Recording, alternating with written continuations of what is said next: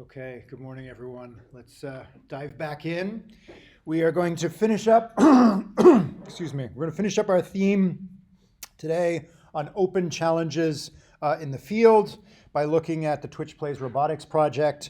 And then in the remainder of the course, we're going to be looking at sort of miscellaneous various other aspects of evolutionary robotics. We'll spend 2 lectures talking about trying to get groups of robots to do things that would be difficult or impossible for just a single robot to do on its own. And then we'll end out the class looking at a series of experiments where we increasingly broaden the reach of the evolutionary algorithm. It's able to tinker with more and more aspects of the phenotype of the physical robot. Yeah? Okay, so back to Twitch Plays Robotics. We are looking at it as a potential solution to a given problem. And the problem, just to remind you, is scalability. If we want to deploy large numbers of different robots that are both useful and safe out there in the real world, we're going to have to get more than 60, 70 people writing fitness functions, creating simulations, directing the way in which robots evolve. But if we're going to open things up through crowdsourcing to large numbers of people, most people can't code and most people are not necessarily mathematically literate. So what languages do we have available with us with which they can communicate with the robots? Natural language, plain English, yeah? So as I mentioned last time, this is the one class where we're going to see natural language at play in our robots. So I started last time by introducing you to language as it currently stands in AI. As we all know at the moment, this is very much at the front of people's brains thanks to ChatGPT. It looks like we're getting better at making machines that understand language. We could argue about whether ChatGPT actually understands language or not.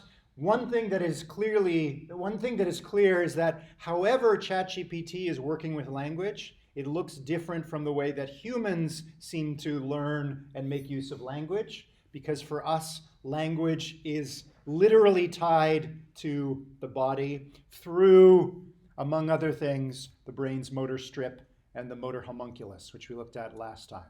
Yeah? So there's this growing evidence from neuroscience that when we hear or we generate language, we are actually imagining those actions that are being described by that language. Yeah? We ended last time by looking at another line of evidence that supports this idea that there's a deep link between the body and language that comes from George Lakoff's work, a student of language. I mentioned last time one of his more famous books, Metaphors We Live By, where he started by looking at some aspect of human cognition that seems very abstract and divorced from the body, like language, and pointed out that there are hints in language itself that it is tied to the body. How do we communicate with others in the same language or across different languages? Not an easy thing to do. What is one thing we all share in common, even if we come from very different cultures, very different parts of the world, very different languages? Most of us share most of our physiology in common. So whether we're aware of it or not, our physiology is a common bridge through which we can start to understand the language of another. Yeah? Lakoff pointed out one way to see this is to look at metaphors, and specifically motoric metaphors, or embodied metaphors, if you like, in which the metaphor itself is quite abstract. If you're in an argument with someone and you tell them not to jump to conclusions, it's an abstract argument, but in trying to understand this metaphor, whether you're aware of it or not, you're thinking about jumping. The foot part of your motor homunculus is probably lighting up, and all the other context around jumping, such as the fact that you're passing over parts of the ground when you do so, helps you ground or understand this metaphor. Okay, let's take a couple minutes and play the embodied metaphor game. There are hundreds, if not thousands, of embodied metaphors in English. We'll stick to English this morning. What are some others? Don't jump to conclusions. Don't look back in anger.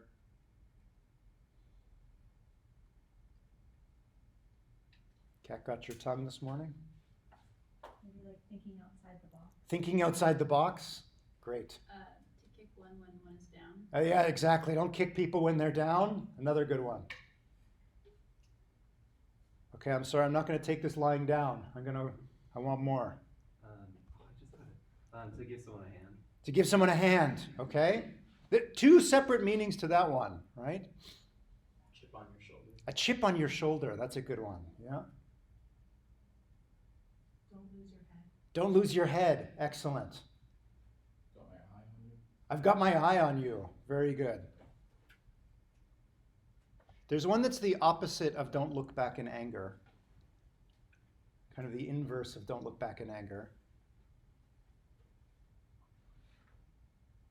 We're going to talk about swarms next week. I'm sure you're all looking forward to that discussion. Same reason why this one is interpretable. Others?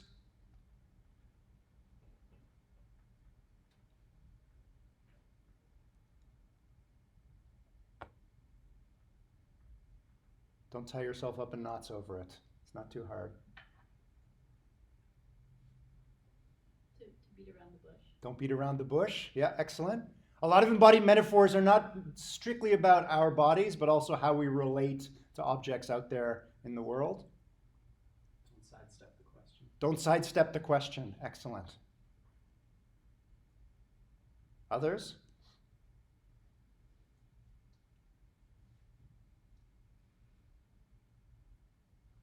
Beating a dead horse. Beating a dead horse. Yeah. Difficult one to think about, but okay. I will leave you to think about others. For those of you interested in the relationship between language and AI, I highly recommend going back and looking at some of George Lakoff's work in this area. Okay, so we're going to, now we're going to move on to the Twitch Plays Robotics project, which is a project that came out of my group, and it uses this basis, this idea that the way to understand language is not to scrape the internet and train a disembodied thing to say things as if they sound like someone would have said on the internet.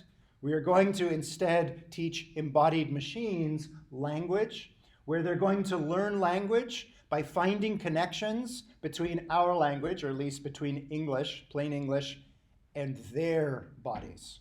Yeah? Okay, so imagine we have a simulated robot running around in PyBullet, and it's got touch sensors in its feet, no cameras, no proprioceptive sensors, nothing else except touch information. And as the robot is moving around, it feels there's pressure on one or more of the feet, and every once in a while, just through random movement, all 4 feet leave the ground, and suddenly it feels no pressure on any of the soles of its feet. It also notices at that point that it has one other sensor modality which you can think of as an ear, and whenever this happens, it hears J-U-M-P. And I'm going to spell out all these words, and this is just my way of reminding us that the robot doesn't understand language, doesn't understand English. It's just receiving, it tends to receive these 4 symbols whenever this happens. Yeah? Okay. The robot, if it's paying attention, its neural controller might start to form connections between these symbols and this situation here, a decrease to 0 of all pressures on the soles of its feet. Yeah? This is often referred to in psychology, when humans do this, as grounding symbols. How does a human baby start to understand language? Again, nobody knows. There's lots of hypotheses out there. Parents will watch what children are doing. Whenever a child does something, the parent will instinctually label what they're doing. You're holding the block, you put down the fork, don't touch that sharp object. The child is doing things and receiving sensory information and also hearing these jumble of symbols, verbal symbols coming in from mom, dad, or other caregivers. And the hypothesis is that that's how the child starts to learn language, starts to ground the symbols that he or she hears in the soil of sensor-motor experience, looking for relationships between what they're doing and what they hear. Yeah? Okay, we're going to see in the Twitch Plays Robotics project simulated robots doing exactly this. and large numbers of users who are going to be acting like parents or caregivers, where they're going to be typing into Twitch chat words that describe what the robot is doing or what the robot should be doing, and so on. And we're going to see whether the robot can ground the symbols generated by the crowd in its own sensor motor experience. So far, so good? Okay, this seems relatively straightforward for motoric words. Like I mentioned last time, these are usually verbs that are very closely tied to specific parts of the body. We saw with Pulvermuller last time, pick, lick, kick, right? Those are motoric words. The word movement is also somewhat motoric, but it's not obvious that it's directly tied to any one part of our physiology. Yeah? So the idea behind the Twitch Plays Robotics projects and other projects that are trying to allow robots to ground symbols in the soil of their sensor motor experience is start by allowing those machines to ground motoric words and then ground increasingly less motoric words in combinations of more motoric words. Yeah? So the robot might, or robots of the future might be able to easily learn the relationship between JUMP and patterns in their touch information in their feet. They may also learn patterns between touch information in their feet and TROT and WALK and RUN and GALLOP. Start to learn to ground all those motoric words, and then learn that when those words are said, there are also some additional symbols that the crowd on Twitch tends to type in, which is MOVEMENT. So whatever MOVEMENT is, it's an umbrella term for JUMP, RUN, WALK, and so on. Yeah? Okay, as you're going to see in the Twitch Plays Robotics project, we managed this part. We haven't tackled this part yet, right? If it's possible to ground slightly less motoric words in more motoric words, you can imagine this becoming a recursive process where then we ground increasingly abstract words in slightly less abstract words. Yeah? Seems like a bit of a long shot, right? Hard to imagine how you'd ground SOCIALM, ISM in slightly more motoric words. Maybe. How about the word democracy? Seems pretty non-motoric, right? Pretty far from the body. Seems nearly impossible, right? It's just too abstract. It's obvious that there's no motoric component to the word democracy.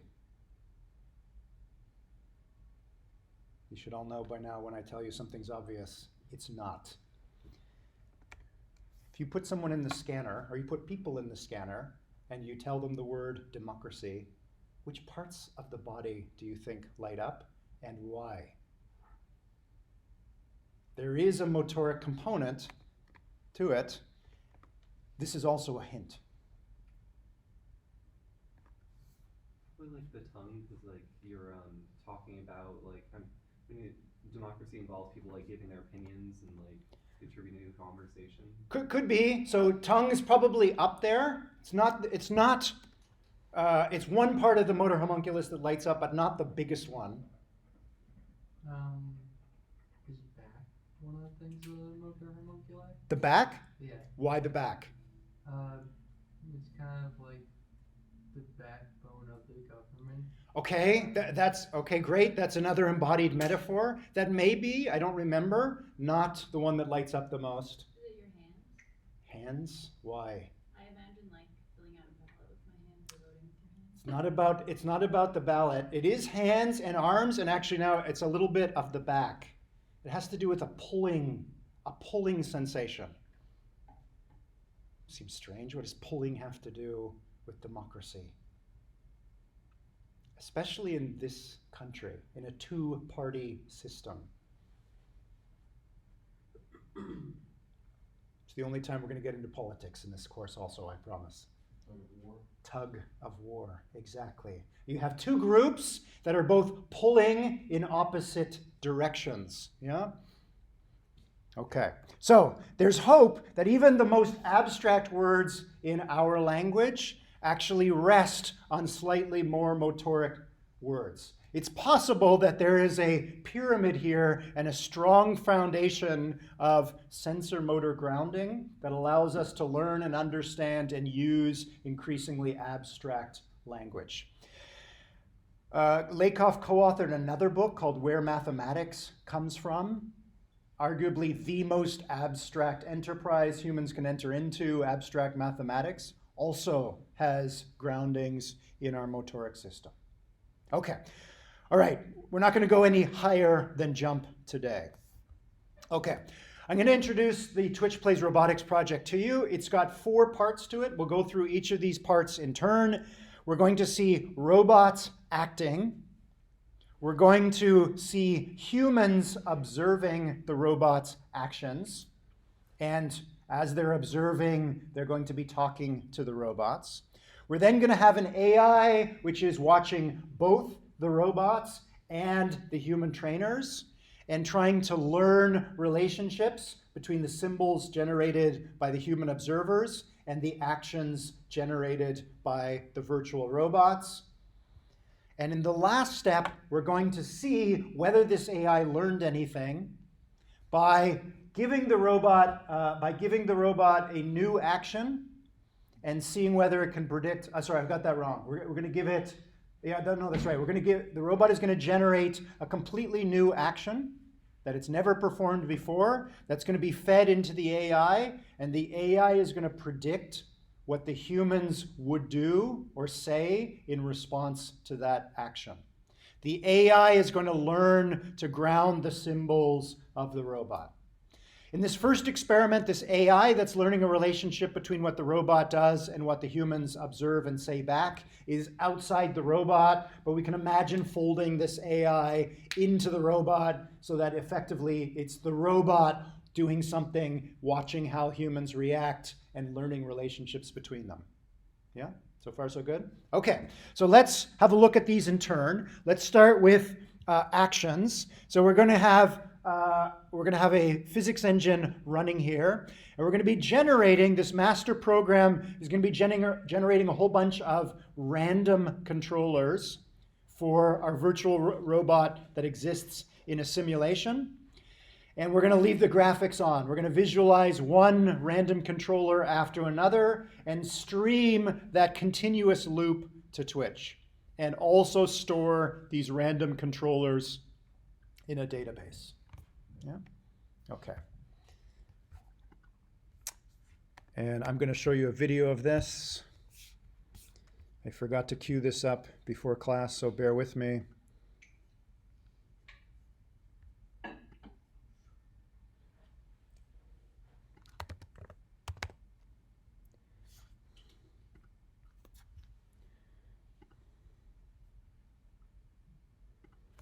Okay, here we go.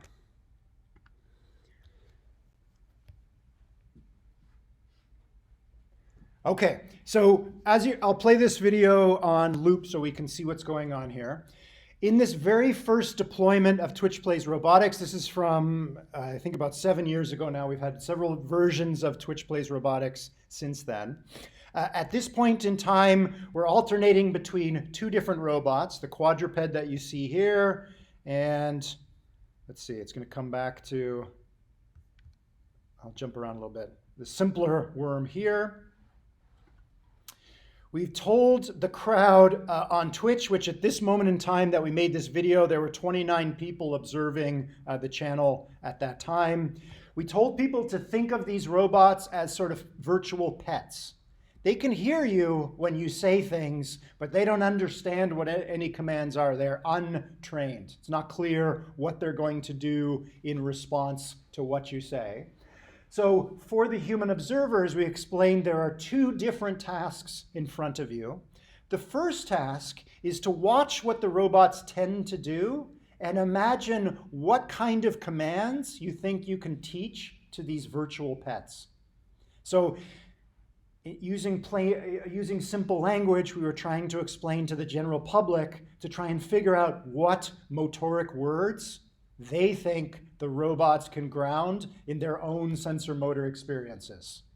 But obviously, if we gave that explanation, half the words in that sentence wouldn't be clear to the general public. So he explained virtual pet. What do you think you can teach these virtual pets? Yeah. So what you'll notice in the top right panel here, and I apologize if the font's pretty small. You'll notice over here in the chat channel, people are typing in various words like crawl forward. And every time somebody types in a word, it's basically a vote to try and teach that particular command to the robot next. So there's one vote for crawl forward. Somebody voted for walk forward. Somebody else just voted for walk forward again, which we'll see show up in the stream in a moment. Oh, there's walk forward. So a bunch of votes for walk forward. So the crowd, at least at this moment in time, is converging on a majority vote. They believe they can teach the robots walk forward. They believe they can teach the crowd walk forward. Yeah. Every 3 minutes or so, the most popular command from this panel here is taken and placed in the bottom right panel down here. So every 3 minutes, the command that's being sent to the robot is changing, and it's the command that's been crowd generated. So far, so good? Okay.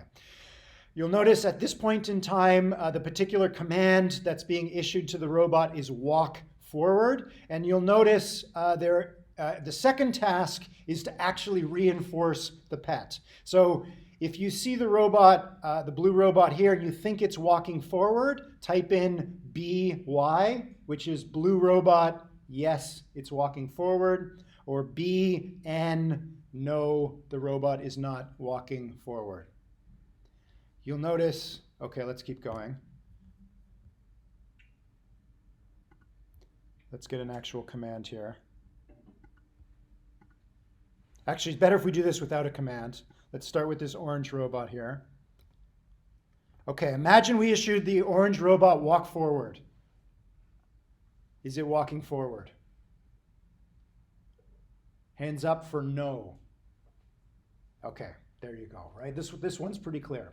So for every random controller we ran on the Twitch stream, we're getting back several pieces of information. We're getting back the string of symbols, CRAWL space and so on, and 2 integers, the number of yes votes and the number of no votes about whether the crowd thought that controller was causing the robot to do that command. So far, so good? Okay, we're going to look at some aggregate data in a moment. We had several thousand users in this first deployment use Twitch Plays Robotics. What do you think are some of the most common commands issued to the robot?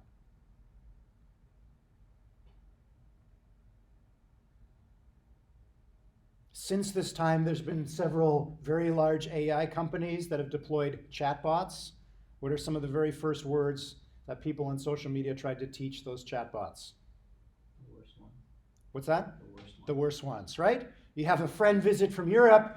They're still learning English. What are the first 6 English words you teach them? The 6 bad words, right? Of course. So we had, of course, first day this was deployed, a whole bunch of people trying to teach the robots swear words, but there was a problem. We won't go into the actual swear words. The crowd decided, as usual, that they're going to try and ground swear words in the sensor motor experiences of these robots. What's the problem? Aside from it's really not what we wanted the robots to learn, but such is the price of doing crowdsourcing research. Do you think the robots learned the bad words? They can't talk. What's that? They can't talk. They can't talk, right? The success here is whether the AI, which again I haven't shown you yet, can find a relationship between the number of votes for a given word and what the robot does. So do you think the AI was able to learn what actions grounded those 6 bad words? Unfortunately for the crowd, they couldn't agree whenever they issued one of the 6 bad words whether the robot was obeying that swear word or not. Yeah? Okay. Good on people, though. They're ingenious. So a couple folks said, oh, this is a scientific experiment. The scientists are probably, filtering all this out. So let's come back at midnight Eastern time, and we'll all jointly issue these 6 bad words in sequence to the robots. And it wasn't a Google Doc, because Google Doc didn't exist at this time. They opened up some spreadsheet somewhere, and they said, when we issue this bad word and the robot moves forward, give it a yes. When we issue this second bad word and the robot moves backwards, issue yes. So they actually figured out what it was we were actually trying to do and found a way to subvert it so they could actually get the robot to ground not the bad word, but a non-bad word that the bad folks decided to associate with the bad word. Genius, yeah? They weren't successful because the good guys and girls saw the notice to come back at midnight. They came back at midnight, looked at the spreadsheet, and what do you think the good folks did to counteract what the bad folks were doing? Give the opposite votes, right? Poison the reinforcement signal that's being sent to the robots so that the robots fail to ground those bad words. That was the cleverest thing we saw from the crowd, at least so far, is they figured out what collective action was needed in order to make it easier or harder for these robots to understand what these words meant. Pretty amazing. I grilled my grad students. It wasn't them. It was just random members of the public. Why were they able to figure this out so quickly and do this? As I mentioned, the only real instruction we gave them is these are virtual pets. Here's what we want them to, here's how we want them to try, here's what we want you to do. Why do you think these two groups were so clever in figuring out what to do and were successful unless they were foiled by the other group?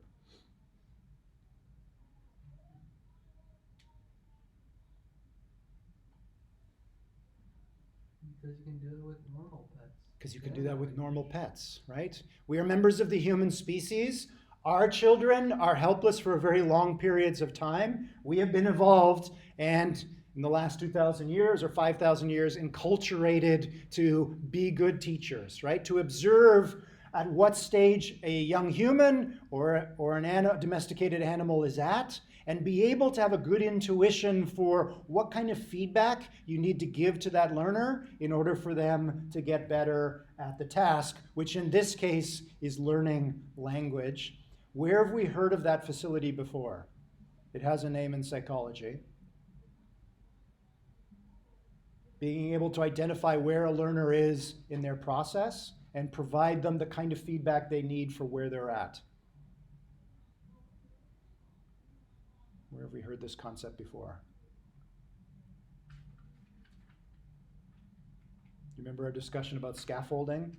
Yeah, this is a form of scaffolding. A couple other observations about the crowd behavior before we move on to the actual data. We were pretty optimistic after the drama of the good folks and the bad folks that in general, people seemed to be choosing words that were actually very motoric. And not just motoric, but they were motoric in the sense of things that the robots could actually, had a good chance of grounding. Walk forward, spin. The crowd was getting tired of looking at these two robots and they were asking for new robots. So not always something that was groundable, but most of the time we got motoric words.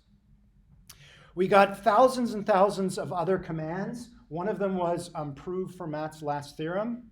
Robots haven't been able to figure that one out yet. Another command that the crowd issued was be yourself. You think that one's groundable? Is the blue robot being itself right now? I see mostly nodding heads. That one is groundable. It's actually hard for the robot not to obey that command.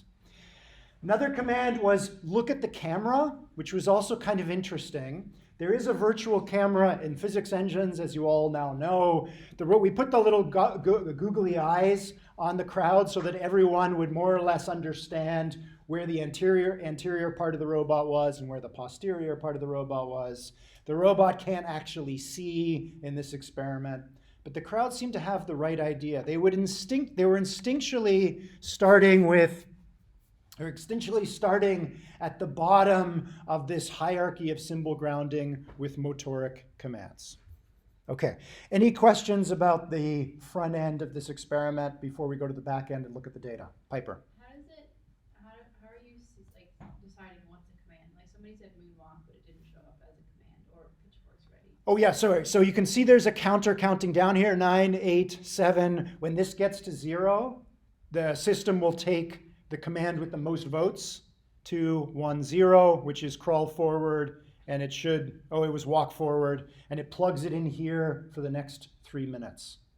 Yeah. So the crowd is voting up here for what command to issue to the robots for the next 3 minutes. Make sense? Other questions? Okay.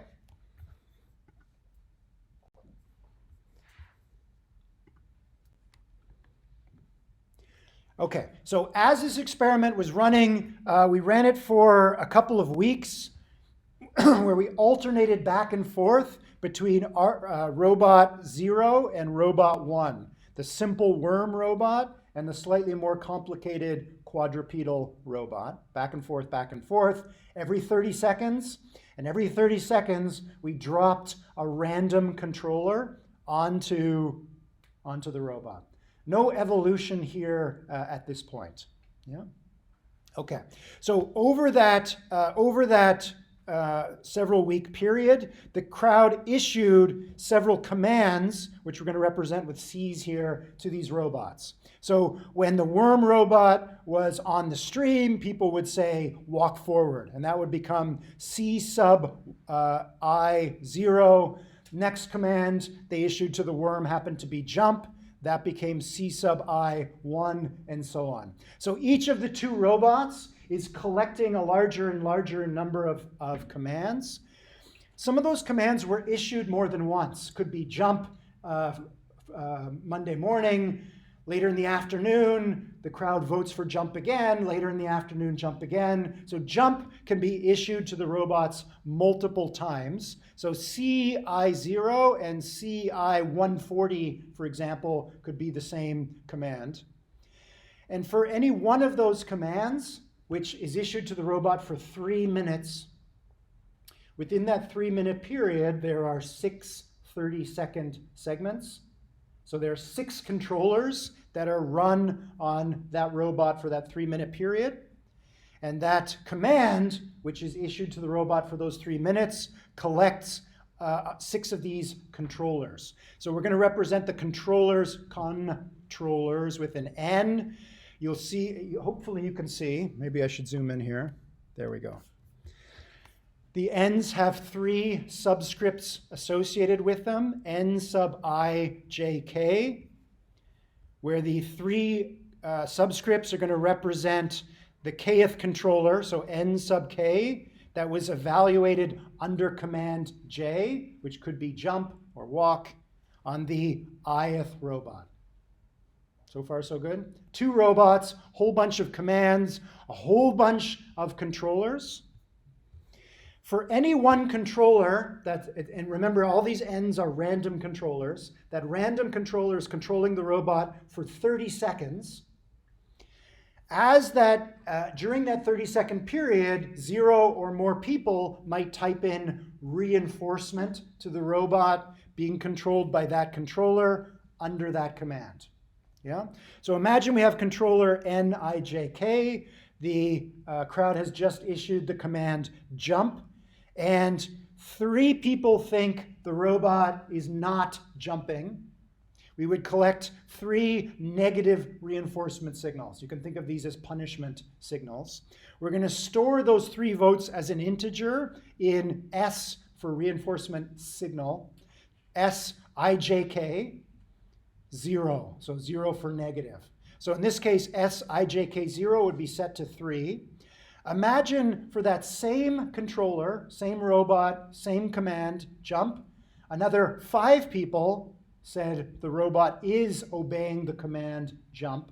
We would store that integer 5 in S sub ijk1. So every controller has associated with it 2 integers. How many upvotes and how many downvotes that controller got. For many hours during that initial trial, there was no one watching the stream, in which case there were a lot of controllers that had an S sub 0 of 0 and an S sub 1 of 0. So far, so good? Okay. That's the data that we collected. Okay. Here's the results. So we've had, at this point, we've had 15,000 people over the last few years use Twitch Plays Robotics. In this first deployment, we had 424 people that actually typed something into chat. We had several thousand more who observed and were lurkers. They didn't say or type anything. Yeah? Okay. During that time, 57,108 robot evaluations were performed, which is 57,000 random controllers were run on these 2 robots during this first experiment. A lot of the time they weren't observed. The best we could estimate, given Twitch's backend at that time, was that there was someone on the stream watching for at least 6,388 of those controllers. Yeah. We collected over 16,000 pieces of chat during that time. Some of that chat was valid in the sense of it was a vote for a command, or it was a positive or negative reinforcement. As you can imagine, a lot of the time it was just random abuse or asking what's going on. We saw a lot of spontaneous peer teaching. So somebody new would appear on the stream and say, what the heck is this? What's going on? And someone who'd been on the stream for a while said, oh, these scientists are trying to figure out whether we can teach robots to obey commands. When you see this, do this. When you see that, do that, which was kind of interesting. Okay. Among all those 16,000 pieces of chat, almost 9,000 of them were commands. They were things that the crowd was trying to get the robot to learn. And for the 424 subjects, on average, each person typed in about 21 commands. These weren't all unique commands. They could have typed in jump, jump, jump.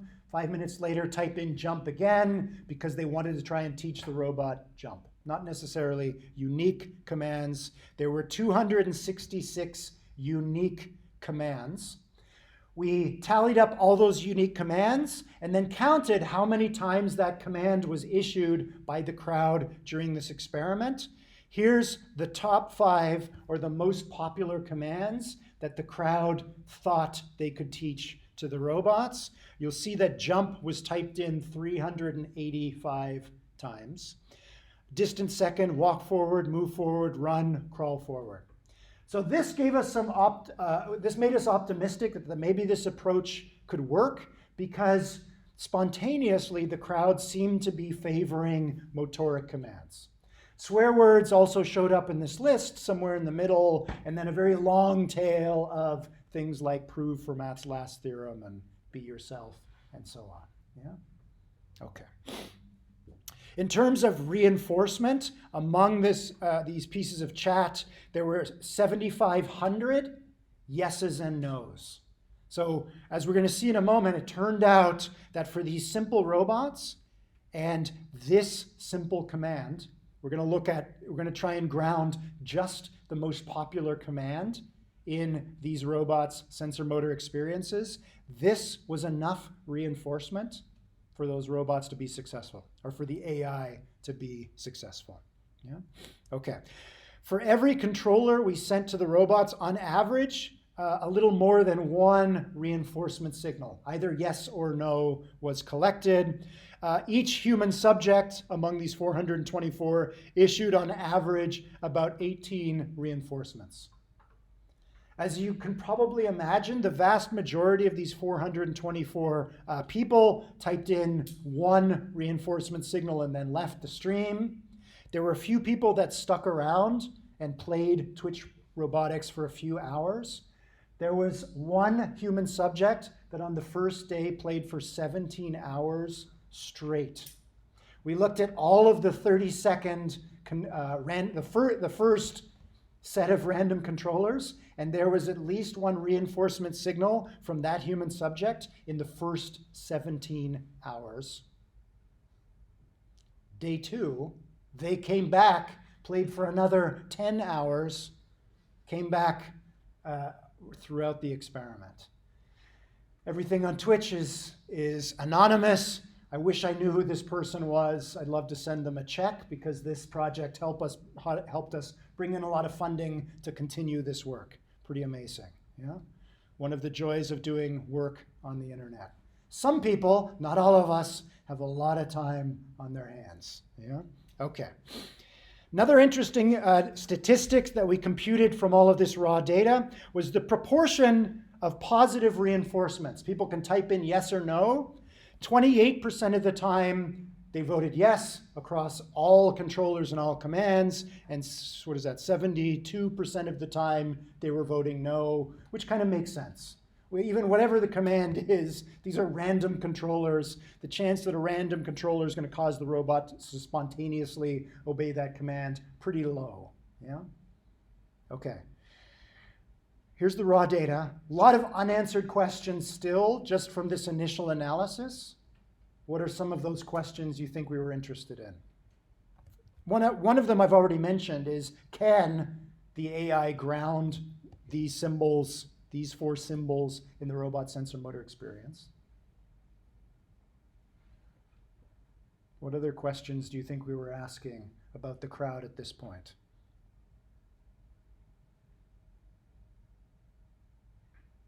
Are they honest? If the robot actually jumps, do they type in Y? And if the robot actually doesn't jump, do they type in N? Yeah? Okay, we'll come back to that in a moment.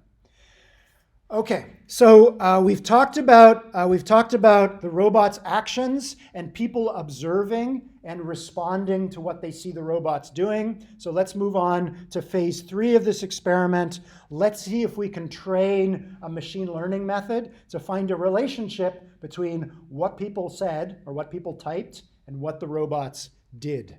Yeah? Okay. Apologize for the resolution here. Okay. As I mentioned, we took just the most popular command, jump, and we collected all of the random controllers among those 16,000 that were running the robot when the crowd was trying to teach the robots jump. And that was a much smaller number than 16,000. I don't remember the actual number. I think we'll see it on the next slide. Okay, we took each of those random controllers, we brought them back, and after we'd finished with the crowd and Twitch, we then replayed each of those controllers on the robot, and we recorded touch information, the zeros and ones that you see here. So in the case of the worm robot that has a front segment, a middle segment, and a back segment, we placed 3 touch sensors. And at each of the 1,000 time steps of the simulation, while the worm was being controlled by that controller, we recorded the touch information. So for example, in the first time step, the middle section is touching the ground, but its head is off the ground and its butt is off the ground. At the second time step, its midsection and butt is on the ground, and so on. So we're going to construct a matrix for each of these random controllers, a binary matrix, where the rows correspond to the sensation of the robot at that time step in the simulation. So far, so good? Okay. I mentioned we took these 16,000 controllers and we filtered it down to the subset of controllers that were issued during jump. We're going to filter it down even more to those controllers that were issued under jump and in which someone said something in terms of reinforcement. In other words, the sum of the negative reinforcements, S sub 0, plus the sum of positive reinforcements, S sub 0, S sub 1 is greater than 1. There was at least one yes vote or at least one no vote. Yeah? The S's are integers, so this is a little typo on our part. We don't need to take the absolute value of these S's. Just sum them up. So far, so good? Okay. Okay, so here we go. So now we have an augmented data set. We have data from the crowd. We have a given random controller. We have the data from the crowd, how many no votes that controller collected, and how many yes votes that controller collected. And we now have a matrix T sub I sub j, which is all of the touch information generated by the robot on the ith robot under the jth command, which is jump, and the k is the kth controller. Yeah. Okay. We're going to take the information from the crowd. We're going to combine it and normalize it into a new floating point value, O sub ijk, which is the crowd's response to controller k. We were running out of letters at this point, so O for response at this point. Yeah. Okay. Not our best choice of notation here. Yeah. So we're subtracting the number of no votes from the number of yes votes and dividing by the total votes, which is going to give us a normalized value O that's going to range between -1 and +1. So if a given controller issued under jump gets an O of -1, what does that mean? What does that tell us about how the crowd responded to that controller under jump? It's not jumping. We don't know if it's not jumping. Good start. Let's rephrase that. What does O represent? Not whether or not the robot was jumping. We didn't compute this based on T. We computed it based on S, crowd feedback. It's purely negative. The crowd was unanimous in their estimation that the robot wasn't jumping. Yeah? An O of -1 might mean there was just one person watching, or at least only one person typed in 1N. An O of -1 also might mean 17 people were watching and all 17 people said no. Yeah? An O of +1, everybody unanimously thinks the robot was jumping. What does an O of 0 represent? Half and half, right? Remember, we're filtering out all the controllers, so that the only controllers we have at this point are those that did attract some reinforcement. So it means a split vote. 3 up votes, 3 down votes, 27 up votes, 27 down votes. Yeah? Okay, so now for every controller, we have a matrix and we have a float associated with it. So far, so good? Questions? Okay. All right, let's keep going. What we're looking for now, sorry, let me go back again for a moment. What we're looking for is a relationship between this and this. Yeah? If there's a relationship, that's good news. That means that that particular controller, that particular command is groundable in that robot's sensor motor experience. Yeah? So now in this third part of the experiment called learn, we're going to see if we can learn this relationship. There's lots and lots of different ways we could create a machine learning algorithm to try and learn this relationship. My student that worked on this at the time, she started with the simplest thing you could do. What she did was to take all the controllers issued under jump that got some reinforcement for this robot, for the worm robot. And there were, as you can see here, several hundred of them. So every green circle here corresponds to one random controller. For each of those random controllers, she took T and just computed the ratio of 1s to 0s. I'm sorry, I take that back. It wasn't the ratio of 1s to 0s. She took each T and marched down the rows and computed the fraction of rows in the T matrix where there was at least one value of 1. which means the proportion of time that the robot spent on the ground. Yeah?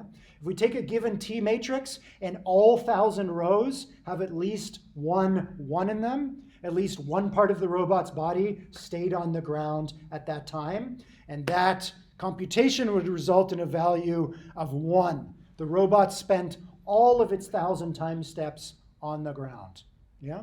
If we go up to this point up here, the horizontal position of this point is minus 0.47. This particular random controller caused the robot to spend 47% of its time on the ground and 53% of its time in the air. So far, so good. So the horizontal axis here is a computation that she came up with and applied to the T matrices. The vertical axis here is the normalized reinforcement signal. It's O. Okay, what's the dashed line?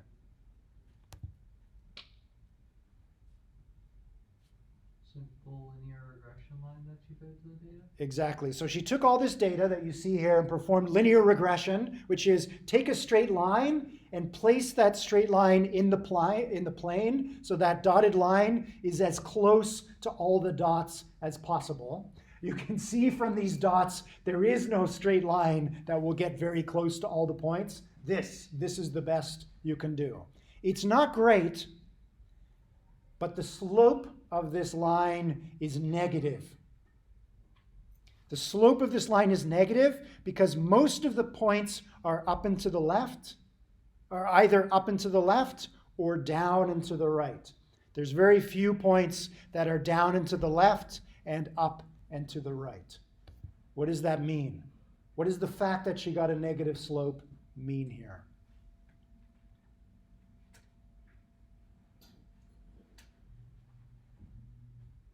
The line is representing that there is a relationship between the horizontal axis and the vertical axis. What? What is the relationship here? When it was grounded more, people were saying negative, and when it was not grounded as much, people were saying positive. Absolutely, right? So the further we go to the right, the robot spent more time on the ground, and the further we go to the right, the more likely the points are to be low, which is most people were giving down votes. Yeah? It's not perfect. You can see there's a lot of zeros here. There's a lot of disagreement for some of these controllers. But taken together, there is a pattern here, which is the crowd said the more time the robot spends on the ground, the more likely it is to be disobeying the command. Or the less time it spends on the ground, the more yes votes the controllers tended to attract. Yeah? So overall, among these 424 human subjects, generally speaking, it seems that they were truthful. They were tending to agree. There's a bit of disagreement, but most of the time they agreed, and they agreed about the actual answer. Yeah? Okay. This was the result for the worm robot. This is the exact same thing, but for a different morphology, for the four-legged robot. What's different and what's the same?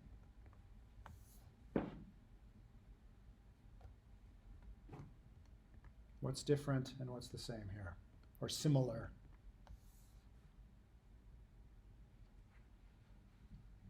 Same command here, jump.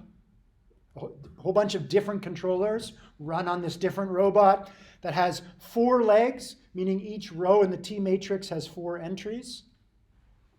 It looks like people are just as likely to say that when it's grounded to give it the no, but when it's not grounded, they're kind of random. True, when the robot spends less time on the ground, it's not quite clear what the crowd thinks about that.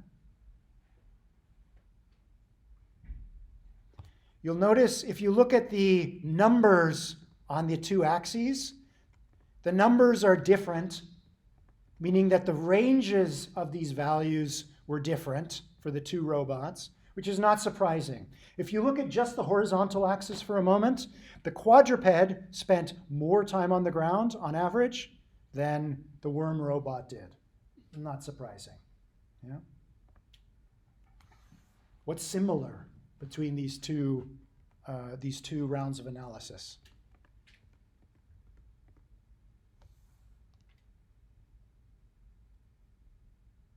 Still a downward slope. Still a downward slope.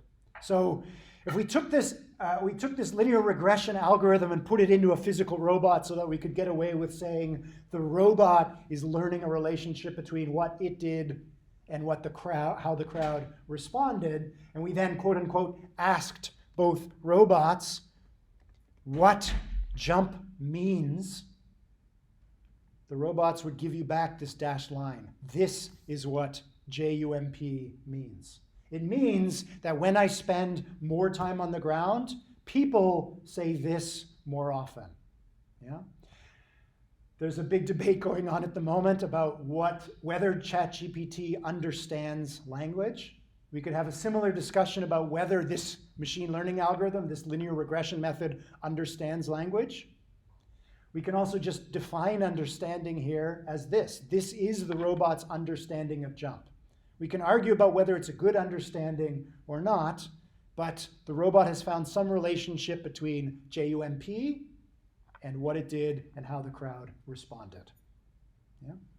So, similar slopes, but both of these slopes have different negative slopes and different y-intercepts, which to me at least is kind of interesting. It means that for these two robots, they understand this English word jump slightly differently. It means different things to these different robots because they have different morphologies. I think this is interesting because it has implications for trying to teach robots language in the future. If we want to teach robots language, we want to try and teach them things like don't look back in anger and aren't you looking forward to next week? They're going to have a hard time grounding those embodied metaphors, if we ever get that far, if they have bodies that are different from us, right? If their sensory systems don't tend to point forward, or at least point in the direction that they tend to move. Okay, this is all speculation at the moment. For the future, we'll see. Okay, last piece, and then we will move on to swarms here. As I mentioned, my grad student who was working on this project at the time, she kind of came in and made this intervention. She helped the robots to learn by manipulating T. She decided that summing up the number of ones, or the number of rows that has at least one 1 in it, is a good thing, is sort of a help, right? She sort of gave the linear regression model a strong hint. We would prefer not to have to do that for jump, walk, pick up the object, turn around, look at the camera, be yourself, and so on. We want to do this in an automatic way. So surprise, surprise, we brought in a neural network.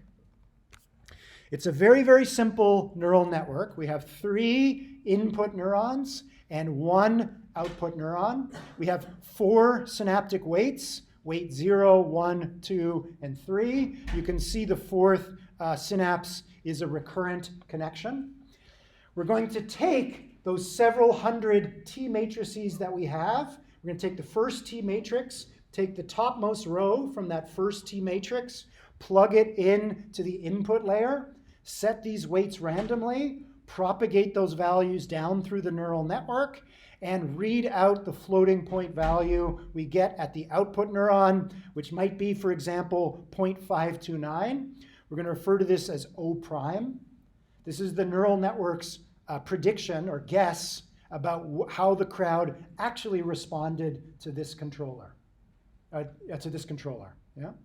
Before we see whether it made a good guess or not, we're going to take the second row from that T matrix, plug it in again, propagate down, take the third row, fourth row, fifth row, all the way through to the 1000th row of that T matrix and plug it in, and then look at this O prime value. Why the recurrent synapse?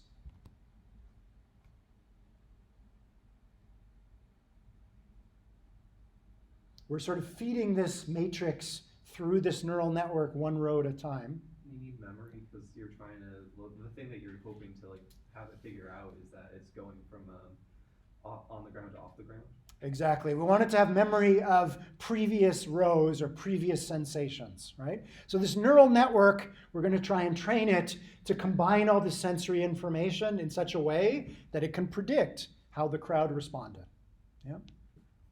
In this cartoon example here, imagine for this particular T matrix, 80% of the votes were down votes, yeah? Minus 0.8 for O. We take the difference between this O prime and this O here, and that's the fitness of this particular neural network. Yeah? The smaller this difference, the better the network did. But before we allow this network to evolve and produce offspring, we're going to take the second, we're going to reset all of these values, take the second T matrix, feed it into the neural network one row at a time, measure how good its prediction is, take the third T matrix, and keep going for the several hundred T matrices we have for the worm robot. We're going to create a population of these neural networks, do the same thing for every random neural network in that population, delete the neural networks that had a large difference between what the crowd did and what the neural network thinks the crowd did. Delete those and make randomly modified copies of the surviving neural networks. So far, so good? So we're evolving neural networks that minimize the difference between O prime and O. Okay. We've now reached the fourth and final stage of the experiment, which is we want to see, did this neural network actually learn to be able to ground this symbol and sensor motor experience? We did that by taking the most fit neural network from the end of this process and feeding it T matrices that it never saw during evolution. We've seen this a couple times in this course now. Evolve a robot to do something, and then if you want to see how good you've evolved it to do, expose it to something new. Same idea here. So we feed it in other controllers it's never seen before, and we want to see how good its prediction is. It's O prime. Okay, here we go. Here's the worm robot over here, the simple robot. Here's the complex robot over here. And what I'm showing in green here for the worm robot is that the difference between O prime and O, those two values differed by 42% on average. We're trying to predict a value, O, which ranges between -1 and +1. It was off by about 0.42 on average. Not great. Yeah? Did it learn anything? If we take a random control, which is shown in blue here, we take a random neural network which spits out random O primes between -1 and +1, it's off on average by about close to 0.48 most of the time. Yeah? So the green is doing better than random. It's learned something. It's still not very good. Yeah? And I won't talk about the red here. This was a different control experiment that we ran to try and test whether it was learning something. We did exactly the same thing with the four-legged robot. We took that evolved controller, that evolved neural network, and compared it against random neural networks, and the evolved one was doing a better job of predicting how the crowd was going to respond than a random neural network. Not great, but better. Okay. Any questions about this analysis? Okay. Very simple robot, very simple commands. I think this is interesting data moving forward because one of the things we would like to do, again, coming back to this idea of deploying real robots into the real world, is make sure that they're useful and safe. Yeah? Imagine a physical machine out in the real world that's about to do something. It's going to act in the real world. It would be nice if that machine, just before it acts, thinks to itself, what will people think of what I did after the fact, in retrospect? Yeah. So when people learn or watch security footage of what I did in retrospect, will that crowd do this or will they do this? Will they think that I did the right thing under the circumstances? Yeah. At the moment, unfortunately for us, our autonomous cars and Roombas out there, they don't. They act. And you can't ask them what they think people would have thought after the fact in retrospect. They don't know. Yeah? So again, this is my group's view on safe AI. This is how to make embodied AI safe. You want to make something where the physical machine, most of the time when it does something, it knows beforehand that people will have approved of it after the fact. Whether we can scale this up and do this for real, actual machines remains to be seen. Yeah? Okay.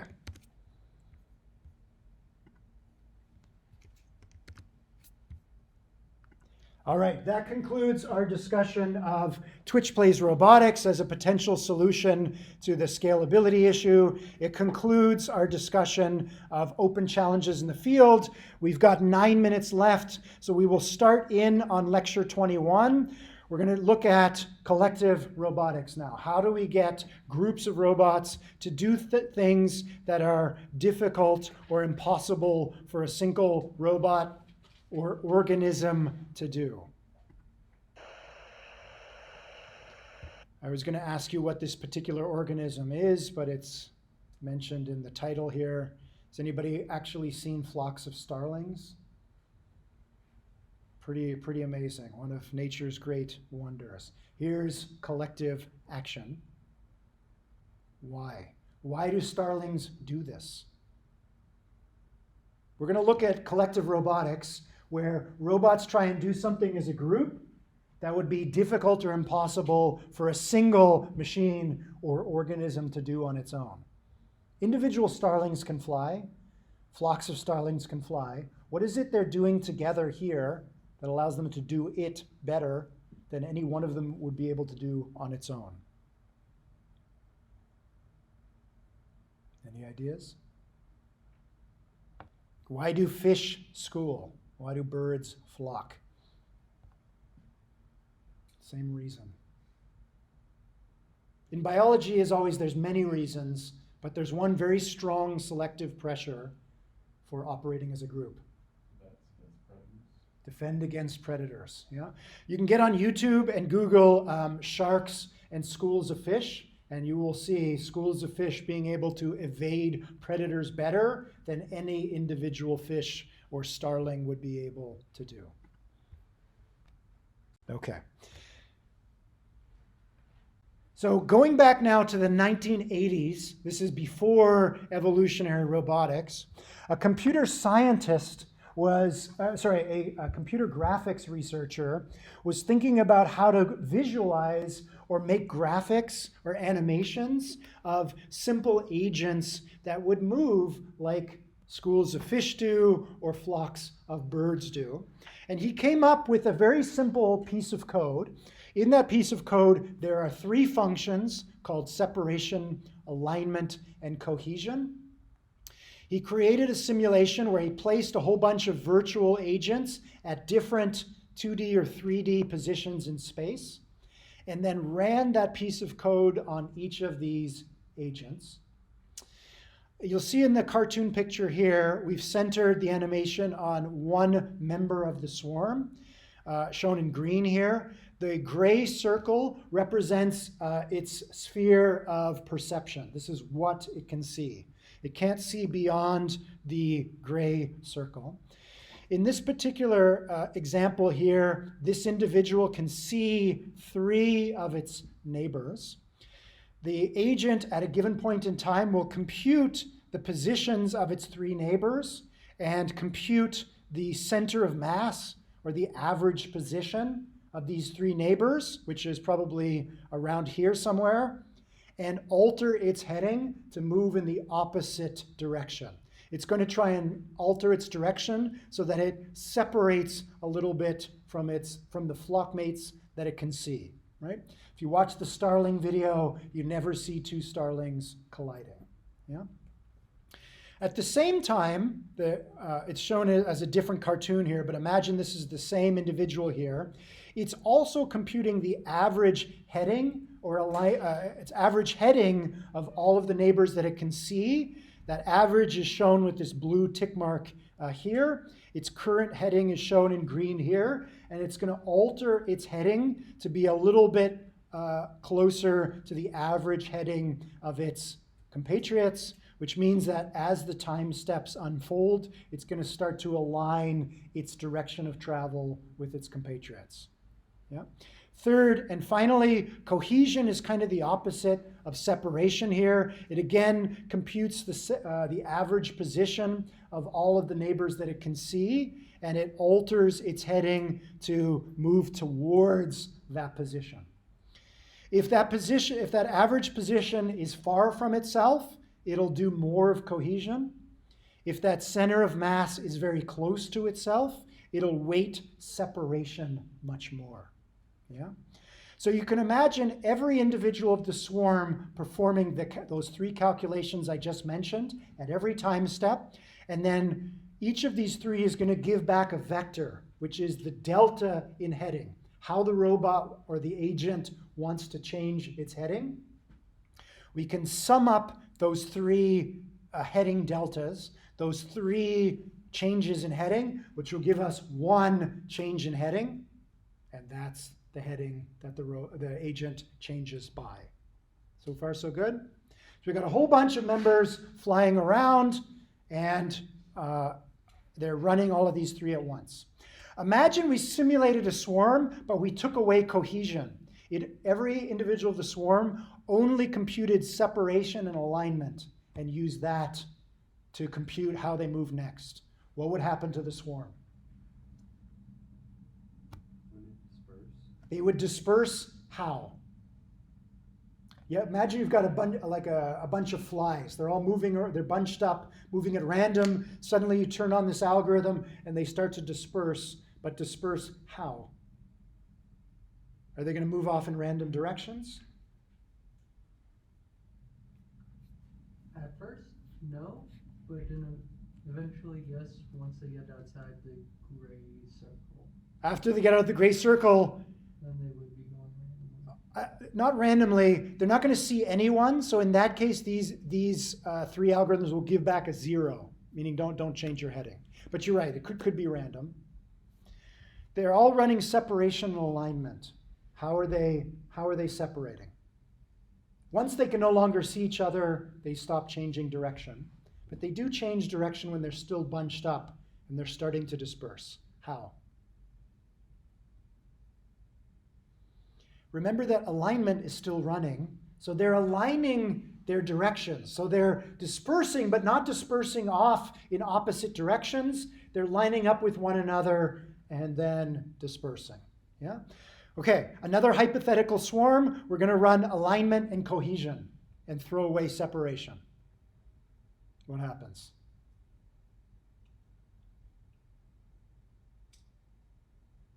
We'll probably collide a lot. Crash, that's it, right? Okay, so you need to balance these three terms carefully. We got 2 minutes left, so I end with this video. It was shot in the 1980s, so again, apologies for the quality here.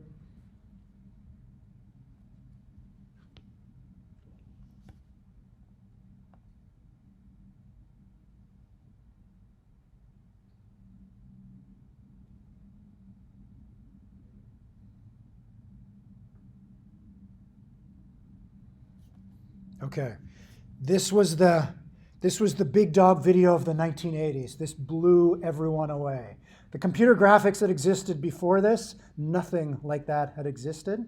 This became the cornerstone of the CGI industry in Hollywood. Every game, every movie you've seen where there's large numbers of animated characters, they're running some version of what's become known as the Boyd's algorithm, developed by Craig Reynolds. At this point, there aren't 3 subroutines that each agent is running. There are thousands and tens of thousands, and those are now being replaced by neural networks, by But this started the CGI revolution.